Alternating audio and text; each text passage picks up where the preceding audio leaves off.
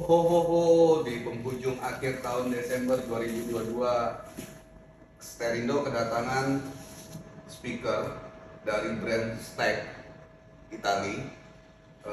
Ini salah satu speaker high-end-nya yang termasuk limited edition ya di Indonesia. Ini ada three-way, datangnya three-way. Speakernya per part ya, jadi bisa dijual per part juga. Yuk kita unboxing ya. Aku juga belum jelas lihat. Sebentar aku pindah ini. Sorry. Nah ini speknya QK series ya, QK series tipenya develop in Italy. Developnya di Italia. Nah kita buka dari Twitter. Twitter ini ada QK1 tipenya. QK series, aku lihat sebentar. Oh, oke.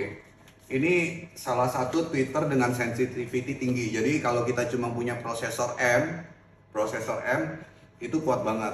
Oke. Nah, nanti kenapa bisa kuat atau tidaknya prosesor M?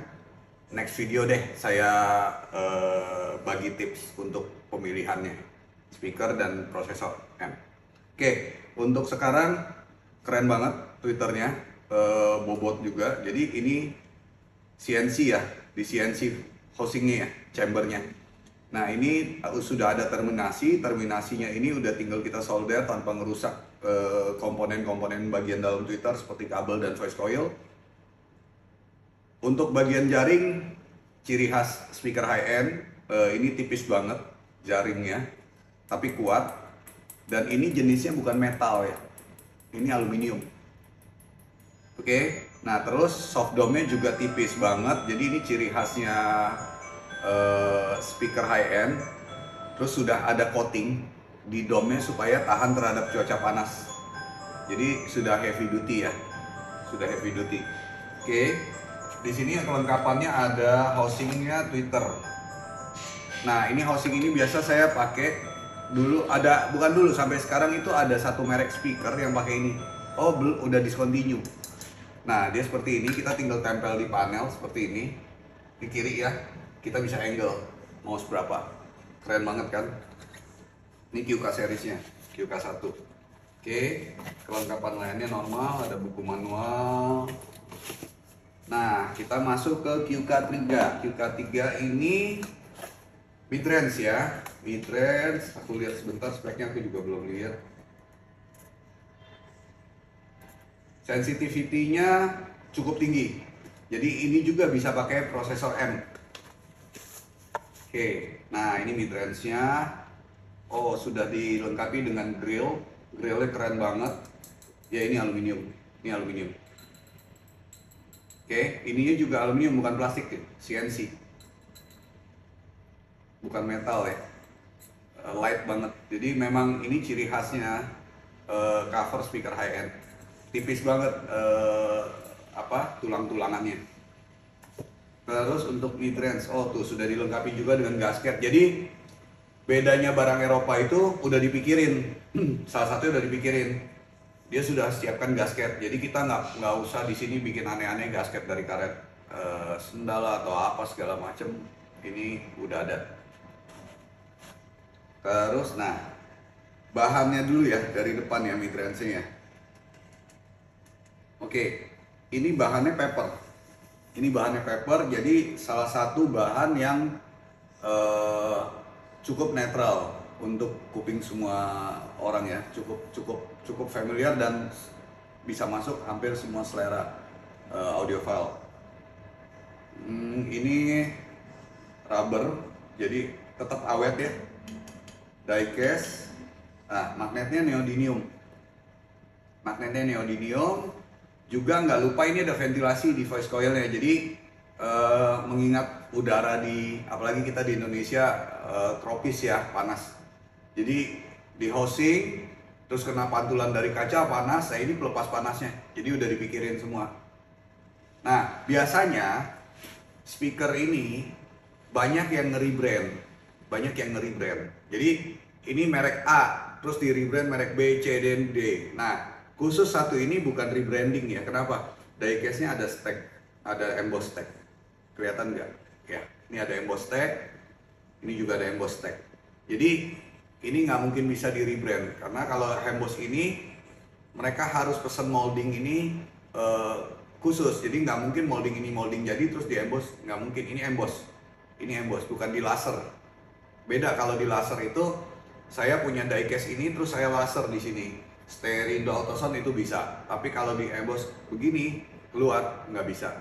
Ini langsung pabrikan cetak. Oke, berarti ini speaker benar-benar di develop langsung hanya untuk tipe ini dan merek ini. Oke, dan tidak bisa di rebrand khusus ini. Jadi sekilas sembari kita masuk ke midbus, aku ingetin sekali lagi, audio ini nggak ada bagus atau jelek. Yang ada itu worth it atau enggak. Jadi kalau speaker di rebrand, otomatis harganya naik 2-3 kali lipat, ya udah nggak worth it dong. Oke. Nah, kita masuk ke midbass. Wah, cukup berat ya. Untuk sebuah midbass cukup berat. Oke, aku lihat juga speknya. Di sini sensitivity-nya 88 dB. 88 itu artinya dia cukup enteng. Jadi bacanya itu sebenarnya speaker itu jangan terpaku dengan yang namanya watt. Speaker itu juga harus dilihat yang namanya sensitivity. Jadi gini, sensitivity itu biasa umum speaker itu mulai dari 84, 85 dan ke atas sampai 94, bahkan ada yang pernah 95. Semakin tinggi angka sensitivity, artinya speaker itu semakin enteng untuk untuk pemakaian amplifiernya. Bukan di drive ya, karena speaker ini, kalau speaker itu dibilang driver karena dia yang mendrive amplifier kita itu mau keluar watt berapa, 2 ohmnya, 4 ohmnya, 8 ohm itu yang mendriver. Nanti tips and trick itu saya kasih di session lain. Nah, terus Q-nya juga termasuk tinggi, QTS-nya 0,593, berarti anggaplah 0,6. 0,6 itu sudah berarti bisa free air di pintu. Kalau di bawah 0,45 atau 0,5 itu speakernya butuh box, nggak bisa di free air, sudah fix. Kalau di atas 0,5 itu pasti bisa di free air, jadi cukup buat di pintu. Jadi Q itu hitungannya QTS itu 0,7 paling maksimal. Jadi itu dia sampai 0,7 itu bisa open bevel. Jadi bisa di free air. Bahkan ya di dalam pintu bisa. Dan ini kayaknya dibikin pas-pasan ya, 0,593 itu belum sampai angka 6 karena pintu itu kan semi free air ya. Jadi ini salah satu keunggulan dari stack. Karena stack ini sebenarnya produsen amplifier, waktu mereka bikin speaker, mereka harusnya lebih teliti ya. Oke, masuk ke midbass langsung. Berat ya. Nah, bahannya tetap paper, dan boleh dilihat ini agak cekung banget ya. Jadi nunjukin karakter midbass yang kuat banget. Biasanya begitu. Terus ininya tetap rubber ya, untuk keseharian, untuk beberapa tahun ke depan pemakaian ini pasti awet banget. Diecast-nya tetap ada emboss. Ini emboss stack. Jadi tidak bisa, kembali lagi, tidak bisa di rebranding. Oke, nggak bisa di rebranding. Atau dia ngambil rebrand dari merek lain tuh nggak bisa. Oke. Ventilasi voice coil juga ada, tapi di sini ditutup dengan kawat filternya supaya kalau ada kotoran gram-gram yang kasar-kasar ini nggak langsung masuk. Oke. Magnetnya ferrit, dan ini magnetnya saya juga ada satu brand audiophile, ada satu brand high end yang pakai magnet seperti ini. Saya nggak usah sebut mereknya, tapi itu salah satu brand high end dan harganya cukup fantastis juga. Seperti lainnya, ini ada ventilasi lagi di lubang sini, di belakang lubang magnetnya, bukan cuma di tengah tapi di sekitarnya. Ini voice coil. Kalau ini untuk magnet cok tengah magnetnya, ini voice coil ini, yang lubang ini. Jadi nanti waktu instalasi, ini ada plastik segelnya, plastiknya kita cabut karena dia butuh ventilasi untuk voice coil. Jadi ini midbass sudah ketahuan, midbass galak, ini diecast galak. Ini midbass galak, keren. Dan kontrolnya mesti bagus. Oke, nah sayangnya satu nih, kan kita harus fair ya waktu unboxing ya. Kenapa midrange-nya ada grill, midbass-nya nggak ada grill?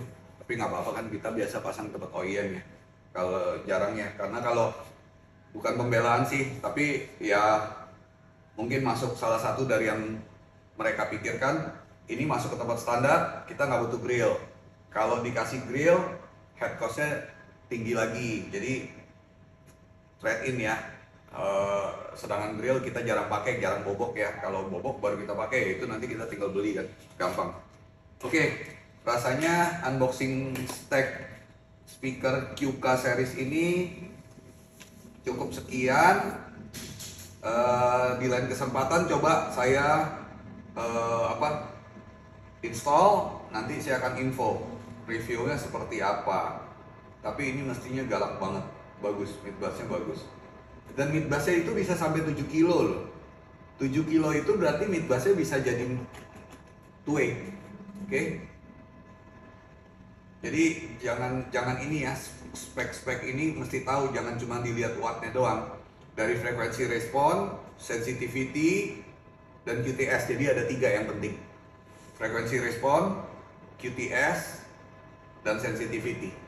Kalau watt saya nggak mau pusing. Percuma, dia minta wattnya 50, tapi sensitivity-nya 85. Itu tetap mesti pakai power, nggak bisa prosesor M, nggak akan kuat. Itu minimal power mesti di atas 100. Tapi kalau yang seperti ini, mereka tulis di atas kertas itu wattnya 60 malah, 60 watt. Terus sensitivity-nya 88. Saya jamin deh, ini pakai prosesor M yang under 5 juta aja sudah cukup bagus. Nah, kaget kan kenapa saya bilang sedikit panjang lagi ya, boleh ya? Kenapa prosesor M-nya kok 5 juta nggak apa-apa? Gini, kita punya budget nih sekiranya 20 juta. Mendingan kita pakai prosesor M-nya yang bawah 5 juta. 15 juta ke atasnya itu kita beliin speaker. Kenapa? Ini penyembur akhir. Kita harus cari yang pemroses, penghasil suara yang paling sempurna itu di mana? Bukan di kabel, bukan di prosesor, bukan di sikring. Kuncinya di speaker. Speaker, subwoofer. Itu yang mesti kita ingat. Selebihnya percuma. Kita beli prosesor 15 juta, speakernya 5 juta. Ayo coba apa jadinya? Nggak mungkin bisa bagus. Nggak mungkin bisa sempurna. Karena gimana pun ini hasil akhirnya. Nah ini kalau saya ibaratkan di otomotif, ini exhaust, knalpot. Jadi kalau kita udah pasang turbo, udah ganti shock engine segala macam, terus knalpotnya standar, ya kan sama bohong. Justru inilah yang penting, paling penting ininya. Jadi makanya saya berani bilang, ini pakai prosesor murah pun nggak apa-apa, dan ini pasti bisa diangkat dengan amplifier tersebut. Oke, cukup sekian dulu unboxing dari Sterindo. Kita lanjut nanti video selanjutnya, ada unboxing lagi salah satu barang pertama kali di Indonesia. Oke, salam sehat selalu, Sterindo Autosound.